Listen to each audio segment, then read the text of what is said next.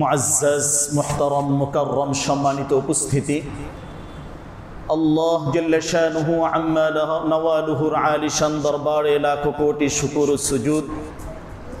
যে মহান আল্লাহ রব্বুল ইজ্জত ওয়াল জালাল অত্যন্ত দয়া করে মায়া করে আজকে এই সৈয়দুল আইয়াম সপ্তাহের শ্রেষ্ঠ দিন জুমার দিন, পৃথিবীর সর্বশ্রেষ্ঠ জায়গা আল্লাহর পবিত্র ঘর জামে মসজিদে, পবিত্র মাস, সম্মানিত মাস, হিজরি সনের বছরের প্রথম মাস মুহররমের এই চাঁদের দ্বিতীয় জুমার সালাত আদায়ের জন্য আমাদেরকে আসার এবং বসার তৌফিক এবং সুযোগ দিয়েছেন। সর্বপ্রথম মহান মালিকের দরবারে শুকরিয়া আদায় করি, অন্তরের অন্তঃস্থল থেকে কালিমাতুশ শুকর আদায় করি, আলহামদুলিল্লাহ।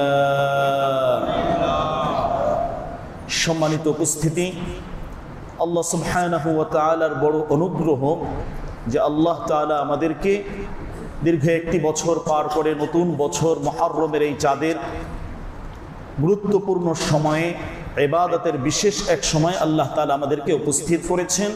আরও একবার শুকরিয়া আদায় করি, আলহামদুলিল্লাহ। আমরা বর্তমানে যে সময় উপস্থিত আছি, সময়টি বড়ই গুরুত্বপূর্ণ এবং মূল্যবান।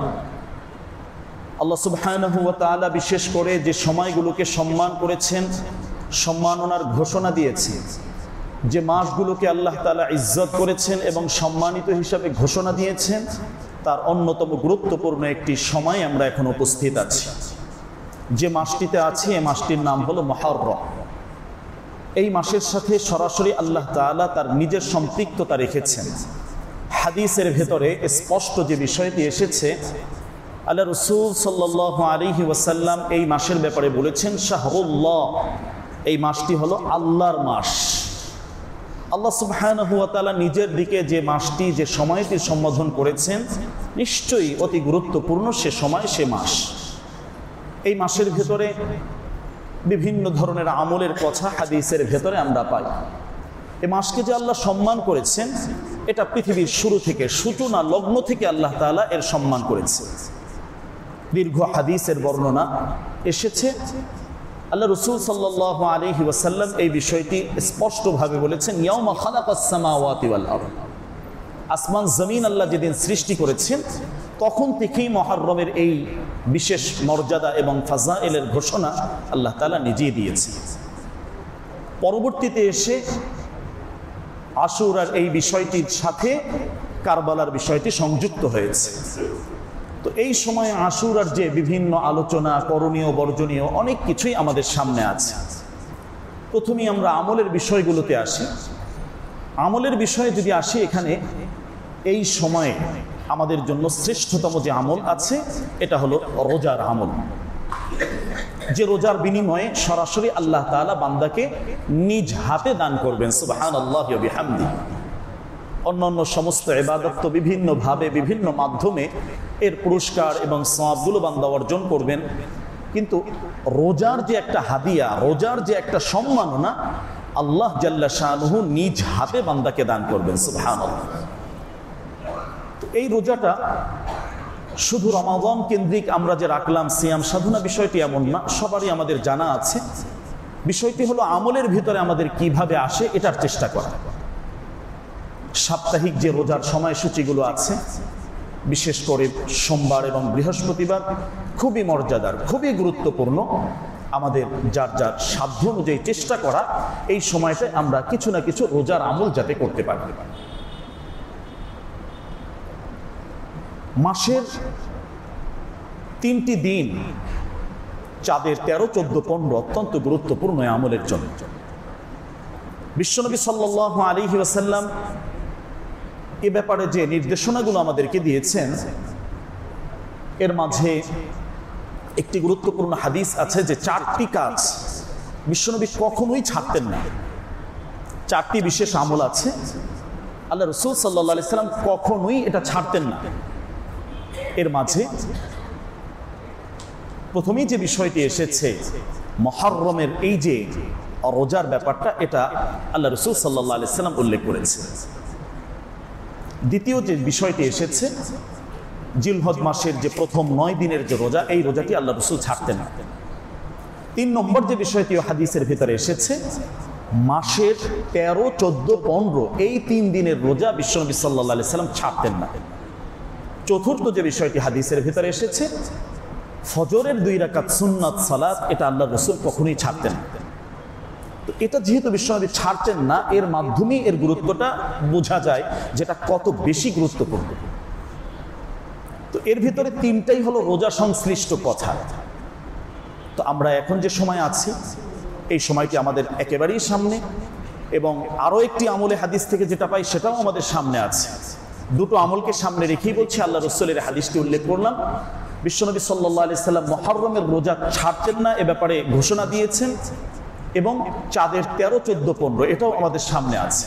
আজকে চাঁদের 8 তারিখ, অর্থাৎ আগামীকাল এবং পরশু এ দুটি দিন রোজার জন্য সবচেয়ে গুরুত্বপূর্ণ উপযুক্ত সময়। এর পেছনের ইতিহাস আমরা যদি দেখি, এর সাথে মর্যাদা এবং ফাজাইল হাদিসগুলো যদি দেখি, বিষয়টি আরেকটু স্পষ্ট হতে পারবে। আল্লাহ রাসূল সাল্লাল্লাহু আলাইহি ওয়াসাল্লামের মর্যাদার ব্যাপারে বলেছেন, মান সামা ইয়াউমা আশুরা, আশুরার রোজা যে ব্যক্তি রাখবেন, আল্লাহ তাআলা আইয়ুকাফিরা সানাতা, যে এর 1 বছরের গুনাহ আল্লাহ তাআলা মাফ করে দেবেন। সুবহানাল্লাহি ওয়া বিহামদিহি। তাহলে আমলের ভিতরে আমরা যে বিষয়টি এখানে খেয়াল করব এবং আমলের জন্য চেষ্টা করব, এটা হলো আমাদের রোজার আমলটা যাতে ছুটে না যায়। এটা আমরা চেষ্টা করব, বছরে একবারই এই সুযোগটা আসে। সাথে সাথে এটাও মাথায় রাখা, রমাদানের রোজা ফরজ হওয়ার পূর্বে এই রোজাটা বিশ্বনবী সাল্লাল্লাহু আলাইহি সাল্লাম খুবই গুরুত্ব সহকারে এটা রাখতেন এবং অন্যদেরকেও এটা বলতেন। তাহলে 1 বছরের গুনাহ মাফ হচ্ছে, বিশ্বনবী এই ব্যাপারে গুরুত্ব দিয়েছেন এবং কখনো ছাড়ছেন না এ ব্যাপারে বলেছেন, এবং স্পষ্ট এই কথা বলছেন যে আল্লাহ তাআলা আমাকে আগামী বছর যদি হায়াতে বাঁচিয়ে রাখে, শুধু একটি নয়, আমি 9, 10 কিংবা 10, 11 চাঁদের এই দিনগুলোতে আমি রোজা রাখবো। এ ব্যাপারে আল্লাহ রাসূল স্পষ্ট হাদিস বলেছেন। তাহলে আমাদের সামনে এই সময়টি এখন এসেছে, আগামীকাল শনিবার এবং রবিবার এ দুটি রোজা আমরা রাখবো, কিংবা রবিবার এবং সোমবার এটা রাখার জন্য আমরা চেষ্টা করব অবশ্যই ইনশাআল্লাহ। এটা বড় মর্যাদার এবং ফজিলাতের। এরপরে চাঁদের 13, 14, 15 এটাও আমাদের সামনে আছে। যদি সামর্থ্য হয়, সাধ্যে কুলায়, ইনশাআল্লাহ এটাও আমরা চেষ্টা করব চাঁদের এই 3টা দিন আমাদের যাতে ছুটে না যায়, আমরা চেষ্টা করব ইনশাআল্লাহ। এর ভিতরে একটা সাপ্তাহিক রোজাও তো আছে। তো সব মিলিয়ে এটা একটা আমলের গুরুত্বপূর্ণ সময় এখন আমাদের সামনে আছে। বিশ্বনবী সাল্লাল্লাহু আলাইহি ওয়াসাল্লাম এই রোজার পেছনের যে ইতিহাস আমরা যদি দেখি, এখান থেকে আমাদের বেশ কিছু শিক্ষা আমাদের সামনে আছে। আল্লাহ রাসূল সাল্লাল্লাহু আলাইহি ওয়াসাল্লাম হিজরত করে মদিনায় গেলেন। মদিনা যাওয়ার পরে মদিনার ইহুদিদেরকে রোজা রাখতে দেখলেন। কারণ জানতে চাইলেন যে কেন রাখছো তোমরা এই রোজাগুলো? আল্লাহ রাসূল সাল্লাল্লাহু আলাইহি ওয়াসাল্লামকে তখন উত্তর দেওয়া হয়েছে যে আজকের এই দিনে আল্লাহ তাআলা আমাদের পয়গম্বর নবিয়ুনা মুসা আলাইহিস সালামকে জালেম ফিরআউনের নির্যাতন থেকে আল্লাহ তাআলা মুক্তি দান করেছে। এর শুকরিয়া আদায়ার্থে আমরা এই রোজাটা রাখছি। এই মৌলিক ঘটনার পেছনে বিশ্বনবী সাল্লাল্লাহু আলাইহি সাল্লাম সেখানে গিয়ে যে কথাটি স্পষ্ট উল্লেখ করলেন, যদি পয়গম্বর মুসা আলাইহিস সালামের এই মুক্তি উপলক্ষে তোমরা এই রোজা রাখতে পারো, তাহলে এর জন্য আমি বেশি হকদার। আগামী বছর আল্লাহ আমাকে হায়াতে বাঁচিয়ে রাখলে, তোমরা তো 10 তারিখে রাখছো, তোমাদের সাথে একটু পার্থক্য করার জন্য আমি 9, 10 কিংবা 10, 11 এই রোজাগুলো আমি রাখবো ইনশাআল্লাহ। আল্লাহ রাসূল এভাবে ঘোষণা দিলেন।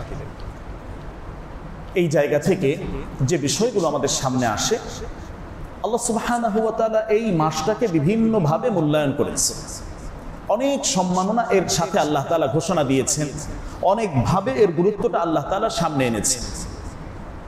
তো এই হাদিস থেকে গুরুত্বপূর্ণ, এটা বুখারীর বর্ণনায় এসেছে, গুরুত্বপূর্ণ কিছু তথ্য আমরা এখানে পেলাম যে মুসা আলাইহিস সালামকে আল্লাহ তাআলা যে উদ্ধার করেছেন, দীর্ঘ এক জুলুমের পরে, নির্যাতনের পরে তিনি মুক্তি পেয়েছেন, এর শুকরিয়া আদায়ার্থে এখানে রোজা রাখা হয়েছে। এই মাসের ভিতরে আমাদের জন্য যে আমলগুলো আছে, আমলের দিকে যদি আমরা খেয়াল রাখি, তাহলে আল্লাহ তাআলার কাছে শুকরিয়া আদায়ের আমল এটা আমাদের বেশি পরিমাণে করে। তিনি তো একটা শুকরিয়ার জন্য এভাবে একটা আমল দেখিয়েছেন। আমরা যদি এটাকে ব্যাপকভাবে একটু দেখি, আল্লাহ সুবহানাহু ওয়া তাআলা কত অসংখ্য অগণিত নিয়ামত আমাকে দিয়েছে। আমি একজন বান্দা হিসাবে আমার দায়িত্ব হলো আল্লাহ তাআলার কাছে কৃতজ্ঞপূর্ণ বান্দা হিসাবে থাকা, আল্লাহ তাআলার নিয়ামতগুলোর শুকরিয়া আদায় করা। এখানে যদি আরেকটু বিস্তারিতভাবে আমরা আসি, আমরা এই আমলটা সর্ব অবস্থায় নিজেদের কাছে রাখার চেষ্টা করব, বন্ধু বানাবো, যে আমরা সবসময় আল্লাহ সুবহানাহু ওয়া তাআলার উপরে যাতে শুকরিয়া কৃতজ্ঞপূর্ণ একজন বান্দা হই। কোরআনুল কারীমের শুরুতেই আল্লাহ তাআলা যে বিষয়টি বলেছেন আলহামদুলিল্লাহ, এই বাক্যটা আল্লাহ তাআলা উচ্চারণ করেছে। আমাদের অনেক অভিযোগ মনোযোগ অনেক কিছু থাকে, কিন্তু চোখটা বন্ধ করলে যদি আমরা একটু চিন্তা করি, আসলে আল্লাহ সুবহানাহু ওয়া তাআলা তো অনেক কিছুই আমাদেরকে দিয়েছে।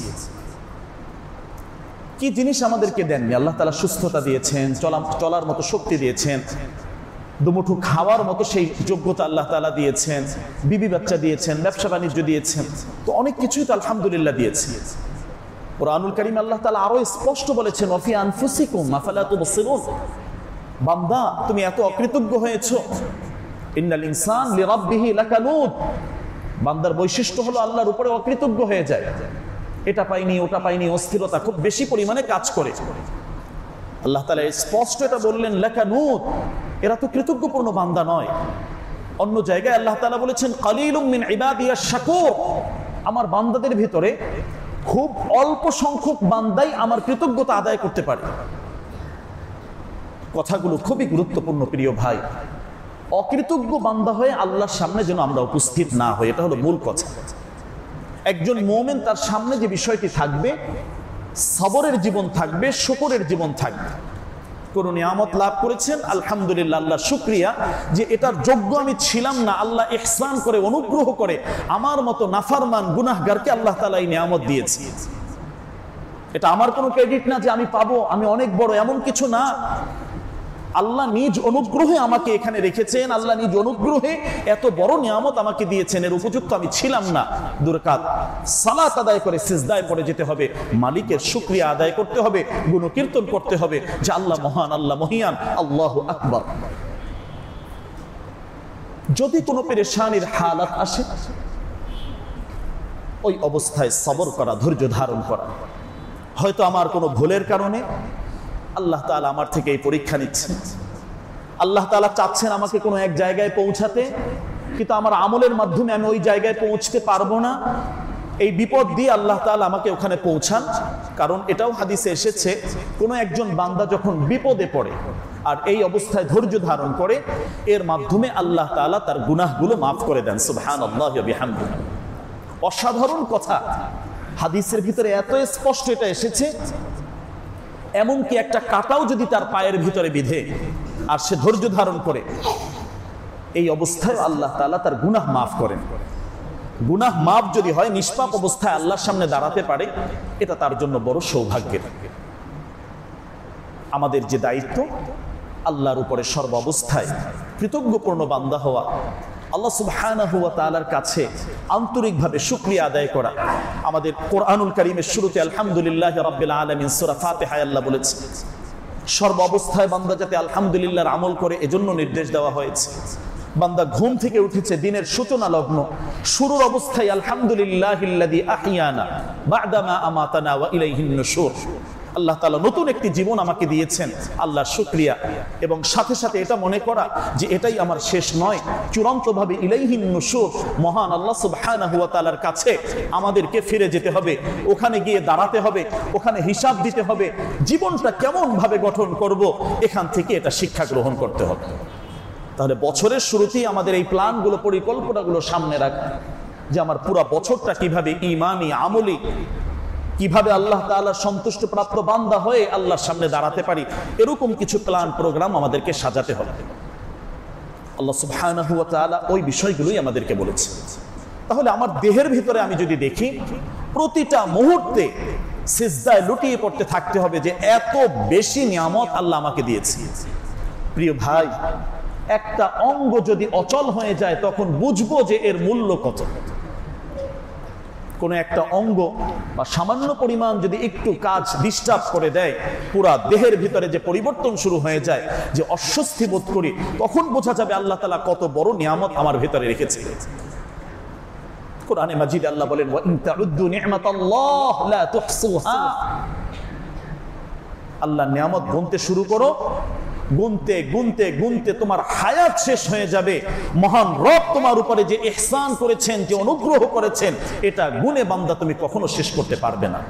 আল্লাহু আকবার, আল্লাহ মহান, আল্লাহ মহিয়ান। তাহলে শুকরিয়া আদায় করা, কৃতজ্ঞতা আদায় করা এ মাসের বড় ধরনের একটি শিক্ষা। আল্লাহ সুবহানাহু ওয়া তাআলার উপরে কৃতজ্ঞপূর্ণ বান্দা হয়ে থাকা, এটা এই সময়ের জন্য আমাদের খুবই গুরুত্বপূর্ণ একটি আমল। এ বিষয়ে আরেকটি গুরুত্বপূর্ণ পরামর্শ, অনেক সময়ই মন অস্থির থাকে, শয়তান বিভিন্নভাবে ধোঁকা দেয়। এক্ষেত্রে যে পরামর্শটা কোরআন এবং সুন্নাহর আলোকে এ কথা স্পষ্ট এসেছে, তুমি আত্মতৃপ্তি তখনই পাবে, ইবাদত করে শান্তি তখনই পাবে, ভালোভাবে তোমার ইবাদত সুযোগ তখন হবে দুনিয়ার দিক থেকে যখন তুমি তোমার নিচের কোনো লোককে তুমি দেখবে, তখন তুমি আল্লাহর কৃতজ্ঞপূর্ণ একজন বান্দা হতে পারবে। যদি তোমার উপরের দিকে তুমি শুধু তাকাতে থাকো, অমুকের এত আছে আমার নাই, যা আরো প্রতিযোগিতা শুরু করি, দিন রাত সব নষ্ট হয়ে যাবে, ঘুম বরবাদ হয়ে যাবে, কিন্তু কপালে আর তাকদিরে যা আছে এর বেশি তুমি কিছুই পাবে না। অমুকের এতগুলো বাড়ি আমার কেন নাই, অমুকের এত গাড়ি আমার নাই, অমুকের ব্যবসা প্রতিষ্ঠান এত প্রসারিত আমারটা কেন হচ্ছে না, এই চিন্তায় তুমি যদি পড়ে যাও, তাহলে তোমার পুরো জীবনটাই দেখবে পেরেশানির মাঝে ছুটে যাবে। দ্বীনের বিষয়ে সর্বাবস্থায় তুমি উপরের দিকে তাকাও, দুনিয়ার কেন্দ্রিক যে বিষয়গুলো আছে তোমার নিচের দিকে তাকাও। আল্লাহ তো আমাকে ভালো রেখেছেন, সুস্থ রেখেছেন। এই মুহূর্তে হাসপাতালগুলোতে যদি একটু যাই, কত মানুষ আমার থেকে অর্থ সম্পদশালী, আমার থেকে ভালো মানুষ ছিলেন, আমার থেকে আরো অনেক শ্রেষ্ঠ ছিলেন, তারা আজকে হাসপাতালের বিছানায় কাতরাচ্ছেন। আলহামদুলিল্লাহ, আল্লাহ তো ভালো রেখেছেন, নামাজে আসার সৌভাগ্য দিয়েছে। নিজের ভিতরে একটা কৃতজ্ঞ বোধ তৈরি হবে, আন্তরিকতা তৈরি হবে, আল্লাহর উপরে একটা ভালোবাসা তৈরি হবে। তাহলে দুনিয়ার যে বিষয়গুলো আছে, এক্ষেত্রে তোমার নিচে যারা আছেন অভাবী মানুষদেরকে দেখো, তাহলে তুমি নিজেকে সান্ত্বনা দিতে পারবে। গরিব দুঃখী অসহায়কে দেখো, নিজেকে সান্ত্বনা দিতে পারবে। এই পরামর্শ দেওয়া হয়েছে। দ্বীনের ব্যাপারে, আমলের লাইনে তুমি এটা দেখো যে তোমার থেকে শ্রেষ্ঠ আমল কে করছেন, তোমার থেকে ভালো উন্নত আমল কে করছেন, তারটা ফলো করো। তুমি নিজে কিছু আমল করে পুরা পরিতৃপ্ত না, অনেক করে ফেলেছি আলহামদুলিল্লাহ, না, তুমি আরো বেশি চেষ্টা করো। ফাস্তাবিকুল খায়রাত, আল্লাহর নির্দেশ হলো যে এই কল্যাণের কাজে তুমি প্রতিযোগিতা করতে থাকো বেশি বেশি। একজনে অনেক দান করছেন, তুমিও চেষ্টা করো, আল্লাহ তোমাকেও দিয়েছেন, তুমিও চেষ্টা করবে যে দানের পরিমাণটা যাতে বাড়ে। একজনে সুন্নাত, নফল, আওয়াবিল, অন্যান্য সব করছেন, যে একই মহল্লায় থাকি, একইভাবে চলাফেরা, তিনি পারলে আমি কেন পারবো না, আমাকেও শুরু করা উচিত। এইভাবে করতে থাকলে একটা পর্যায়ে আমলের বিশাল এক পাহাড় তোমার সামনে তৈরি হয়ে যাবে ইনশাআল্লাহ। তো এই পরামর্শটি দেয়া হয়েছে। তো আমরা চেষ্টা করব আমাদের এই সময়টা বিশেষ করে কৃতজ্ঞপূর্ণ বান্দা যাতে আল্লাহর হতে পারে, আল্লাহর কৃতজ্ঞতা আমাদের ভিতরে কাজ করে। আমরা যদি এই সময়ের শিক্ষাগুলো দেখতে চাই, একটা হলো আমলের বিষয়ে, রোজার আমলটা আমাদের সামনে আছে, এটা এই সময় আগামীকাল পরশু এটা তো করতেই হবে ইনশাআল্লাহ। এছাড়াও পুরো মাসে নফল রোজা হিসাবে আমরা রাখতে পারি, যেহেতু আল্লাহর মাস, আল্লাহ তাআলার বিশেষ রহমত বান্দাদের উপরে এটা নাজিল হয়, এটাকে ধরার জন্য আমরা চেষ্টা করব ইনশাআল্লাহ। বর্জনীয়র ভিতরে বেশ কিছু বিষয় আছে, বিশাল লিস্ট আছে। একটা কথা মনে রাখবো, যেখানেই ভালো কাজ, দ্বীনের কাজ, শয়তান চেষ্টা করে ওই জায়গায় কোনো বেদাত ঢুকিয়ে দিতে, ওই জায়গায় কাজটা যাতে অসুন্দর হয়, আল্লাহ যাতে গ্রহণ না করেন, এরকম কোনো একটা ভেজাল লাগানোর জন্য শয়তান চেষ্টা করে। তো এই মুহররমের আমলটা শ্রেষ্ঠতম আমল, সুন্দর আমল, এখানে এসে অনেক ধরনের কুসংস্কার আমাদের বিভিন্নভাবে ঢুকিয়ে দেওয়া হয়েছে, এটা সমাজে প্রচলিত হয়ে আছে। তো মুহররম কেন্দ্রিক কোনো ধরনের শোক মিছিল, এর কোনো সুযোগ বৈধতা নেই। এটার ইতিহাস, ইসলামিক যে ইতিহাসগুলো আছে আমরা যদি দেখব, এগুলো আহলে বাইতদের নামে বিভিন্নভাবে শিয়াদের থেকে আবিষ্কৃত বিষয়। তো আমরা অনেক সময় না বুঝে সবাই করছে, আমরাও করছি, বিভিন্ন এলাকায় এর বিভিন্ন প্রভাব আছে। তো এই তাজিয়া মিছিল, শোক মিছিল, শোকের ব্যাপারে ইসলাম যে স্পষ্ট কথা বলেছে, শোক পালনের ব্যাপারে হাদিসের ভিতরে বিশ্বনবী সাল্লাল্লাহু আলাইহি সাল্লাম বলেন, শোক পালন সর্বোচ্চ 3 দিন। শোক পালনের ব্যাপারটা হলো সর্বোচ্চ 3 দিন। আর কারো যদি কোনো মহিলার স্ত্রীর যদি স্বামী মারা যায় তার জন্য 4 মাস 10 দিন শোক পালনের সর্বোচ্চ বিধান হলো এটা। আমরা যে সবসময় শোক পালনের বিভিন্ন বিষয় এটা নয়, হ্যাঁ যেটা আছে যারা ইন্তেকাল করেছেন তাদের জন্য মাগফিরাত কামনা করা, তাদের জন্য দোয়া করা, তাদের জন্য ইসালে সওয়াব করা। কিন্তু শোক পালনের সাইনবোর্ডে বিভিন্ন বছরের পর বছর আমরা যে কাজগুলো করছি একটু চিন্তা ভাবনা করে দেখি যে ইসলামের সাথে কতটুকু এর মিল আছে, সামঞ্জস্যতা আছে।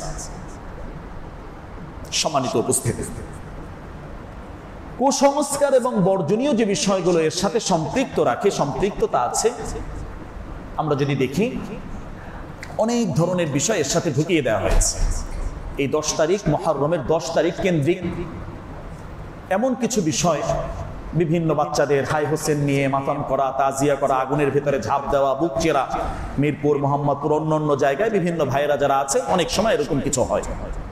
এক কথায় ইসলামিক কোনো বিধান এটা নয় যে মুহররম মানি এটা কিছু করতে হবে, এমনটা নয়। মুহররম মানি ইবাদত করো, আল্লাহর শুকরিয়া আদায় করো, আল্লাহর কাছে তাওবা করো, ইস্তেগফার করো, এগুলো হাদিস থেকে আমরা দেখতে পাই।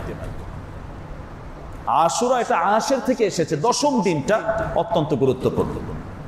পৃথিবীর অনেক ভাঙা গড়া ইতিহাস এর সাথে আছে, অনেক কিছুই আল্লাহ তাআলা এখানে যুক্ত করেছেন, অনেক বিষয় এর সাথে এসেছে।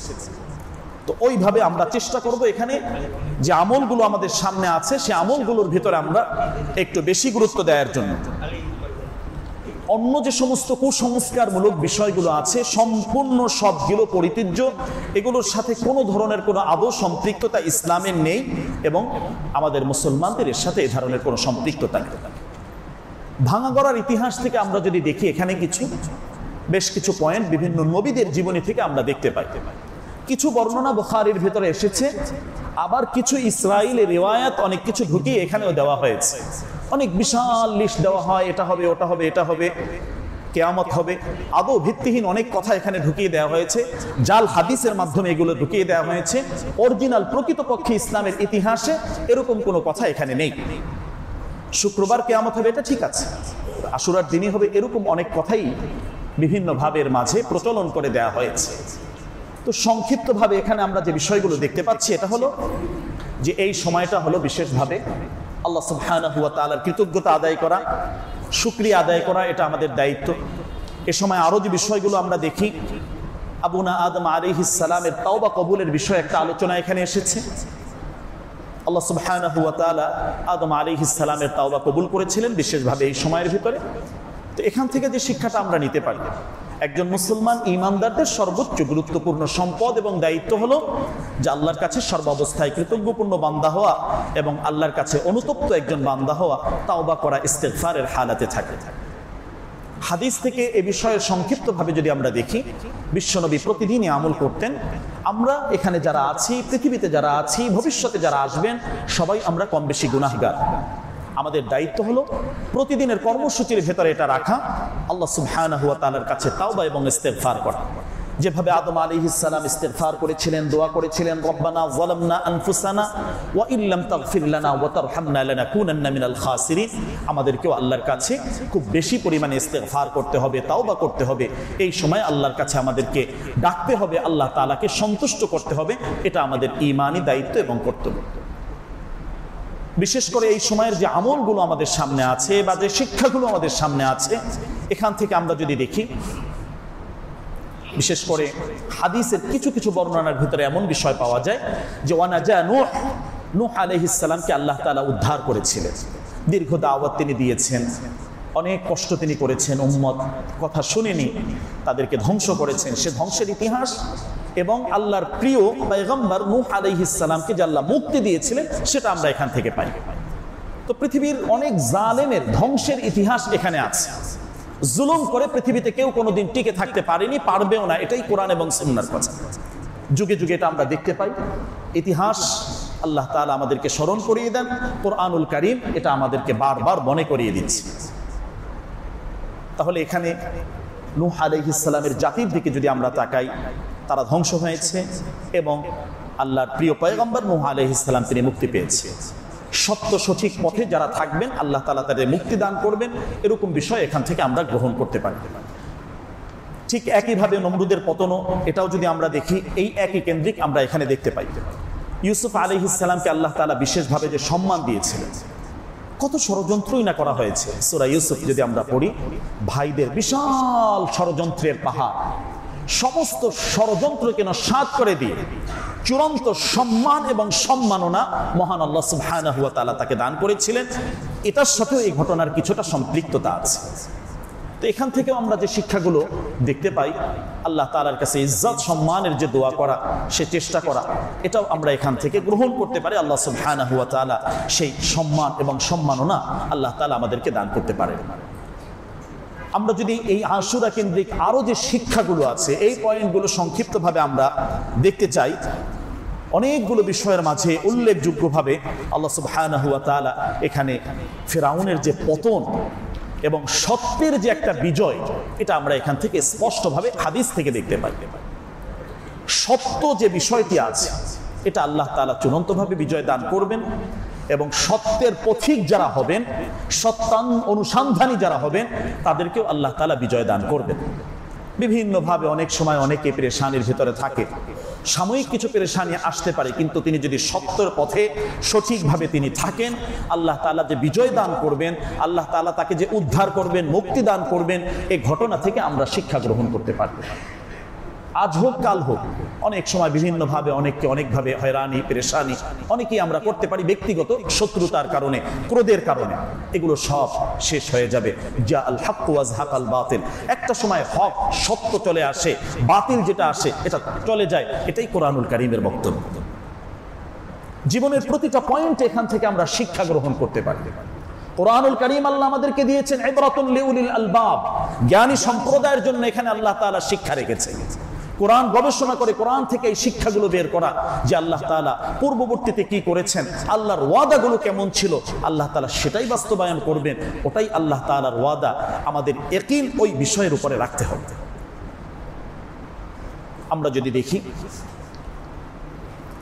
বিভিন্ন পরীক্ষায় উত্তীর্ণ করা, বড় বড় পরীক্ষা থেকে পয়গম্বরদের উপরে যে পরীক্ষাগুলো এসেছে, সে পরীক্ষা থেকে উত্তীর্ণ হওয়ার যে বিষয়গুলো আছে, এখান থেকে আমরা দেখি রব্বি আন্নী মাসসানিয়াদ দুররু ওয়া আনতা আরহামুর রাহিমিন, আইয়ুব আলাইহিস সালামের দোয়া, এর সাথেও এখানে সম্পৃক্ততা আছে। তো দোয়া কবুলের যেহেতু বিশাল এক সুযোগ এই সময়ে, আগামীকাল পরশু বিশেষ করে আশের এই 10ম দিনটা ইবাদতের জন্য, তো আমাদের পেরেশানির যে খাতাগুলো আছে, পেরেশানির যে অধ্যায়গুলো আছে, এগুলোকে মুছে দিতে চাইলে আমরা অবশ্যই আল্লাহ সুবহানাহু ওয়া তাআলার কাছে এভাবে দোয়া করব। আইয়ুব আলাইহিস সালাম আল্লাহর কাছে দোয়া করেছিলেন, আল্লাহ তাআলা দোয়া কবুল করেছিলেন এবং এই দোয়ার পরে আল্লাহ তাআলা সুসংবাদ দিয়েছেন, ফাস্তাজাবনা লাহু, তার দোয়াটা আমি কবুল করেছি।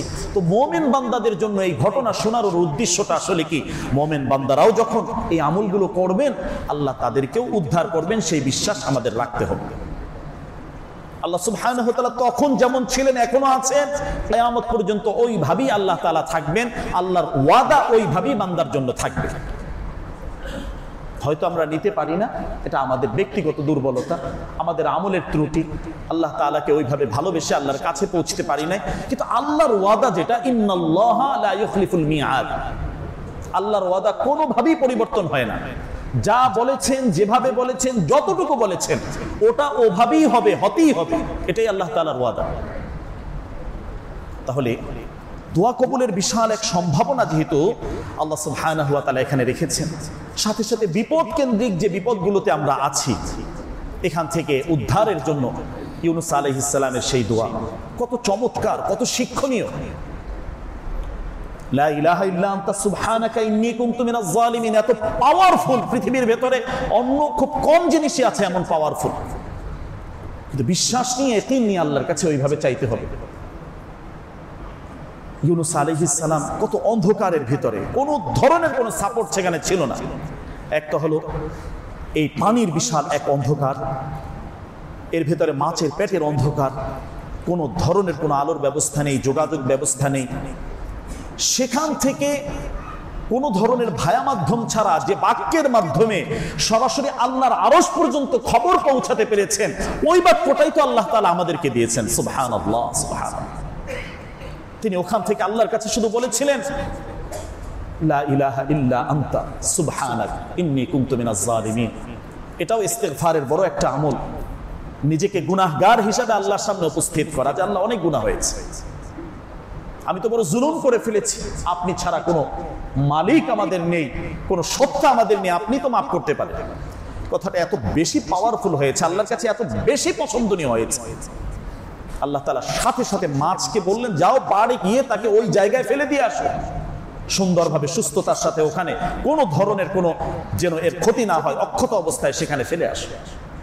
এই যে একটা ইতিহাস, কোরআন থেকে আরো গভীরভাবে যদি আমরা দেখি, এটা কত পাওয়ারফুল বিষয়। আল্লাহ সুবহানাহু ওয়া তাআলা বলছেন, ওই সময়ে তিনি যদি এই দোয়াটি না পাঠ করতেন, ফালাউলা আন্নাহু কানা মিনাল মুসাব্বিহিন লালাবিসা ফি বাতনিহি ইলা ইয়াউমি ইউবআসুন, তিনি যদি এই দোয়াটি তখন পাঠ না করতেন, কিয়ামত পর্যন্ত ওই মাছের পেটের ভেতরেই তাকে থাকতে হতো। এত পাওয়ারফুল দোয়া। এই দোয়াটা পাঠ করার পরে এই বিপদ থেকে সাথে সাথে আল্লাহ উদ্ধার করেছেন। সুবহানাল্লাহ, আল্লাহ কত মহান, কত মহিয়ান। আল্লাহু আকবার।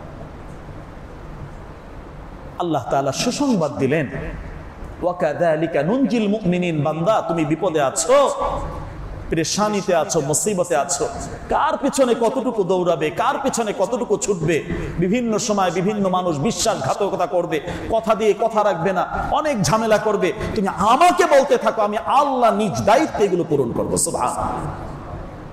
ওয়াকাযালিকা নুনজিল মুমিনিন, মুমিনদেরকে আমি আল্লাহ নিজে উদ্ধার করব, আল্লাহর ওয়াদা, আল্লাহ তাআলা এটা প্রতিশ্রুতি আমাদেরকে দিয়েছে। সম্মানিত আমার প্রিয় ভাইয়েরা, তাহলে এই যে এক সম্পদ আল্লাহ আমাদেরকে দিয়ে রেখেছেন, বিশ্বাস নিয়ে, ইয়াকিন নিয়ে, ভালোবাসা নিয়ে আল্লাহ সুবহানাহু ওয়া তাআলার কাছে যদি আমরা চাই, অবশ্যই আল্লাহ তাআলা আমাদেরকে দিবেন, এই ওয়াদা আল্লাহ তাআলা করেছেন। তাহলে দোয়া কবুলের এক সমূহ সম্ভাবনা আল্লাহ তাআলা এই সময় রেখেছেন। আমাদের যে পেরেশানিগুলো আছে, যে বিপদগুলো আছে, যে মুসিবতগুলো আছে, এগুলোকে কেন্দ্র করে আল্লাহ সুবহানাহু ওয়া তাআলার কাছে খুব বেশি পরিমাণে আমাদের দোয়া করা, একটা একটা প্রয়োজন এবং হাজাতকে উল্লেখ করে, আল্লাহ একমাত্র আপনিই পারেন এর সমাধান, আপনি পারেন এটাকে সমাধান করতে। আল্লাহ আপনাকেই তো সিজদা দেই, আপনার ইবাদতই তো আমরা করি। ইয়াকা না'বুদু ওয়া ইয়াকা নাস্তাঈন, আল্লাহ একমাত্র আপনারই ইবাদত করি মালিক, তো আপনার কাছেই তো আমরা সাহায্য যাব, আর কোথায় যাব আমরা? আমাদের যাওয়ার আর কোথায় জায়গা আছে? একটু আল্লাহ সুবহানাহু ওয়া তাআলাকে হৃদয় দিয়ে, আবেগ দিয়ে, ভালোবাসা দিয়ে, অনুভূতির সর্বোচ্চ স্তরে উঠে মহান মালিকের সম্মান এবং শ্রদ্ধা রেখে আমরা যদি ডাকতে থাকি, ডাকতে পারি, আল্লাহর ওয়াদা তো হলো আল্লাহ বাস্তবায়ন করবেন। আল্লাহর এটা ওয়াদা, আল্লাহর ওয়াদা আল্লাহ কখনো খেলাপ করবেন না, এটাও আল্লাহ তাআলা স্পষ্ট জানিয়ে দিয়েছে। তাহলে এই সময় কেন্দ্রিক যে আমলগুলো আমরা দেখছি, এটা আমাদের জন্য অত্যন্ত গুরুত্বপূর্ণ একটি মুহূর্ত আমাদের সামনে আছে। এই আমলগুলো আমরা এভাবে করতে পারি। বিশ্বনবী সাল্লাল্লাহু আলাইহি ওয়াসাল্লামের জীবনী থেকেও যদি আমরা দেখি, এরকম বড় ধরনের একটা সুসংবাদ আল্লাহ তাআলা এখানে দিয়েছে। লিয়াগফিরা লাকাল্লাহু মা তাকাদ্দামা, আপনার সামনের পিছনের সমস্ত গুনাহ আল্লাহ মাফ করে দিয়েছেন, এরকম বড় ধরনের একটা সুসংবাদ আল্লাহ সুবহানাহু ওয়া তাআলা এখানে দিয়েছে। আল্লাহ সুবহানাহু ওয়া তাআলা সুসংবাদ দেওয়ার পরেও রাসূল কিন্তু ইবাদত থেকে কোনোভাবেই পিছিয়ে ছিলেন না, বরং সুসংবাদ পাওয়ার পরেও তিনি এত দীর্ঘ সময় নামাজে দাঁড়িয়ে থাকতেন, নামাজে দাঁড়াতে দাঁড়াতে দাঁড়াতে তার পা মোবারক ফুলে যেত। হাদিসের ভেতরে এই ঘটনা এসেছে। আমার প্রিয় ভাই, ইবাদতের পরিমাণটা কেমন হওয়া উচিত? বছরের শুরুর এই সময়ই আমাদের সিদ্ধান্ত নেওয়া যে এই বছরের প্ল্যান প্রোগ্রাম, এই বছরের কর্মসূচিগুলো আমরা কিভাবে সাজাবো, আল্লাহর ইবাদতগুলো কিভাবে করব, এটা আমাদের এখন থেকে প্ল্যান গ্রহণ করা উচিত। এতদিন গত বছর আমরা এই আরবি যে নতুন বছর শুরু হয়েছে, যে এতদিন আমরা হয়তো ফরজ পড়েছি, এখন চেষ্টা করা ফরজের সাথে সাথে আল্লাহ যে নফলগুলো দিয়েছেন, একটা একটা করে নফল ধরব, ইনশাআল্লাহ মৃত্যু পর্যন্ত এই নফলগুলোর উপর আমল করার চেষ্টা করব। এতদিন শুধু ফরজ পড়তাম, এখন আমাদের তাহাজ্জুদ, চাষ, আওয়াবিন সহ অন্যান্য যে আমলগুলো আছে এগুলো আমরা করব। শুধু ফরজ ইবাদত করেছি, ফরজের সাথে আল্লাহ তাআলা যে নফলের বিধানগুলো দিয়েছেন, ফরজের সম্পৃক্ততা রক্ষার জন্য, ফরজের গুরুত্বটা যাতে থাকে, এবং সবচেয়ে বড় যে বিষয়টি নফলের ইবাদতের ক্ষেত্রে, বান্দা আমরা যারা ফরজ ইবাদত করি অনেক সময় অনেক ত্রুটি থাকে, তো কিয়ামতের ময়দানে আল্লাহ তাআলা নফলের দিকে, নফলের যে খাতা আছে এটার দিকে তাকিয়ে ফেরেশতাদেরকে বলবেন, দেখো বান্দার আমল নামায় নফল কিছু আছে কিনা। ওই নফলের মাধ্যমে ফরজের যে ত্রুটিগুলো আছে এগুলোর ক্ষতিপূরণ হিসাবে আল্লাহ তাআলা গ্রহণ করে ওই ফরজগুলোকে পরিপূর্ণ করে দেবেন। সুবহানাল্লাহ ওয়া বিহামদিহি। তাহলে আমাদের বেশি পরিমাণে নফল আমলের ভেতরে থাকা উচিত। জবান যাতে আমাদের অনর্থক কোনো কথার মাঝে, মিথ্যা গীবত শিকায়েত, মানুষের মাঝে বিভিন্ন ঝগড়াঝাটি এগুলো না করে এই সময়টা আল্লাহ তাআলার তাসবিহাতের মাঝে কাটে। বিভিন্ন তাসবিহাতের মাধ্যমে অনেক বড় উপকার তারা পেয়েছেন পূর্ববর্তী, এগুলো যাতে আমাদের হয়। এই সময়ের আমলের ভিতরে আরেকটি মুস্তাহাব আমল এটা পাওয়া যায়, বাইহাকির ভিতরে শুআবুল ঈমানের ভিতরে হাদিসটি এসেছে যে এই 10 দিন মান ওয়াসআ আলা ইয়ালিহি, কেউ যদি পরিবারের জন্য একটু খরচ করে, ভালো খাবার খায়, এটা একটা মুস্তাহাব আমল, ফরজ ওয়াজিব কিছু না, ওভাবে গুরুত্ব সহকারে কিছু না, এবং সনদের ভিতরে একটু দুর্বলতাও আছে, তারপরও হাদিসটা ওখানে এসেছে। এটা যদি কেউ করে আল্লাহ তাআলা সারা বছর তার জন্য একটা সুন্দর ব্যবস্থা করেন, ভালোভাবে তার থাকা খাওয়ার একটা সুন্দর ব্যবস্থা হয়ে যায়। তো এটা তাবেঈদের থেকে তাদের পরীক্ষিত আমল হিসাবে যেটা পাওয়া যায় যে তারা যে বিষয়টি, যে এটা একটা পরীক্ষিত আমল, আমরা যখন এই আমলগুলো ওই বিশ্বাস নিয়ে আল্লাহর কাছে দোয়া করে যখন করেছি, সারা বছরই আল্লাহ তাআলা আমাদেরকে ভালোভাবে রুটি রুজির ব্যবস্থা করেছেন, রিজিকের প্রশস্ততা আল্লাহ তাআলা আমাদেরকে দিয়েছেন, এটা আমরা জানি। তাহলে পুরা এই কেন্দ্রিক আমরা এই আমলগুলো করতে পারি। সর্বশেষ যে কথা, যে এই কারবালা কেন্দ্রিক কিছু ঘটনা পরবর্তীতে এর সাথে সম্পৃক্ত হয়েছে, ইতিহাসের হৃদয় বিদারক ঘটনা। সাইয়্যিদা শাবাবে আহলিল জান্নাহ, জান্নাতের যুবকদের সর্দার, তাকে হত্যা করা হয়েছে, নিহত হয়েছে নির্মমভাবে, কিন্তু ইতিহাসের ভাবে নিকৃষ্টতম একটা হত্যাযজ্ঞ হয়েছে এবং এর চূড়ান্ত শাস্তিও আল্লাহ তাআলা দিয়েছেন। তো এটাকে কেন্দ্র করে কোনো সাহাবীকে কোনোভাবে সমালোচনা করা, এটা আমরা করতে পারবো না। বরং আল্লাহ সুবহানাহু ওয়া তাআলার কাছে আমরা সাহাবীদের জন্য আল্লাহ তাআলা যেভাবে রাদিয়াল্লাহু আনহু দোয়া শিক্ষা দিয়েছেন, আমরা ওইভাবে দোয়া শিক্ষা দেব। এবং বিশেষ করে হোসেন রাদিয়াল্লাহু আনহু যে শহীদ হয়েছেন, তিনি অন্যায়ের কাছে, বাতিলের কাছে কোনোভাবে মাথা নত করেননি, তিনি তার নীতি নৈতিকতার উপরে অটল অবিচল ছিলেন। এই শিক্ষাটুকু আমাদের সামনে রাখা। তাহলে সম্মানিত উপস্থিতি, আজকে পুরো আলোচনার মূল কথায় আমরা যেটা দেখতে পাই, এই সময়টিতে আমরা যে আছি, সময়টি বড়ই মূল্যবান সময়। আল্লাহ তাআলা পৃথিবীর শুরু থেকে এর মূল্যায়ন করেছেন। এই সময়ের আমলের যে বিষয়টি আমরা দেখতে পাই, আগামীকাল এবং পরশু, কিংবা আগামীকাল, পরশু এবং তার পরের দিন আমরা রোজা রাখার একটা আমল করতে পারি, এটা বড় গুরুত্বপূর্ণ। বিশেষ করে 1 বছরের গুনাহ আল্লাহ তাআলা মাফ করে দেবেন, এই সুসংবাদ এর সাথে রয়েছে। বর্জনীয় যে বিষয়গুলো আছে, বিভিন্ন নামে বেনামে ইসলামের নামে যে কুসংস্কারগুলো এটা কেন্দ্রিক আছে, এগুলো সব পরিত্যাজ্য আমাদেরকে ছাড়তে হবে। এবং এটার সাথে সম্পৃক্ততা রেখে আল্লাহ তাআলা যে ভাঙা গড়ার অনেক ইতিহাস রেখেছেন, সেই ইতিহাসগুলোর থেকে কিছু শিক্ষা আমরা জানলাম। আমরা আল্লাহর কাছে বিশ্বাস নিয়ে ওভাবে দোয়া করতে থাকবো, ইনশাআল্লাহ অবশ্যই আল্লাহ তাআলা আমাদেরকে সাহায্য করবেন। তো আজকে এখানেই শেষ করছি।